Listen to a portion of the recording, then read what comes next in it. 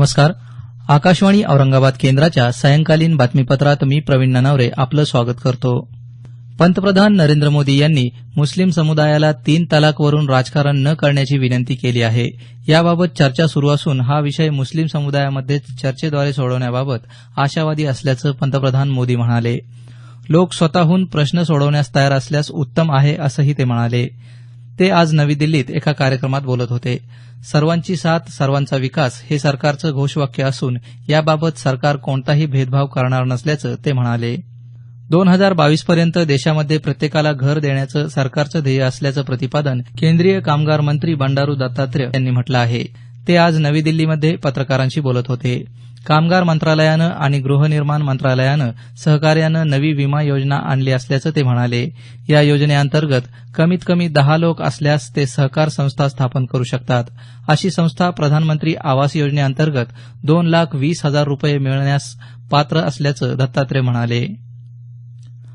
8 ते 9 लाख नोंदणीकृत कंपन्या कंपनी व्यवहार मंत्रालयाला आयकर विवरण सादर करत नसल्याचं महसूल सचिव हसमुख अधिया यांनी म्हटलं आहे.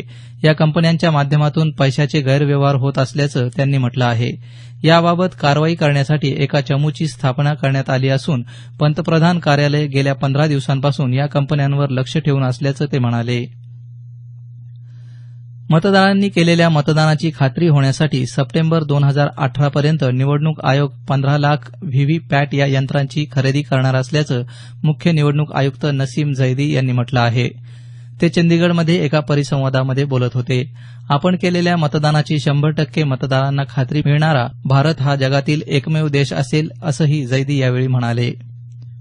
न्यायालयीन कामकाजाशी संबंधित कर्मचाऱ्यांनी रोजच्या कामात तंत्रज्ञानाच्या वापरावर भर द्यावा असं आवाहन कायदा मंत्री रविशंकर प्रसाद यांनी केलं आहे.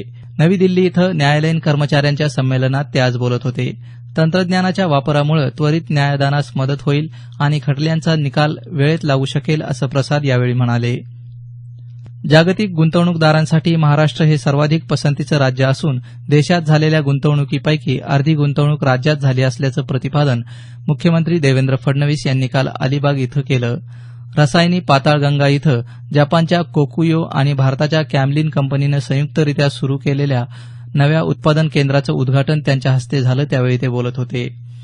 Make in Maharashtra ease of doing business यामुळे राज्यात गुंतवणूक करण्यास अधिक गुंतवणूकदार उत्सुक आहेत.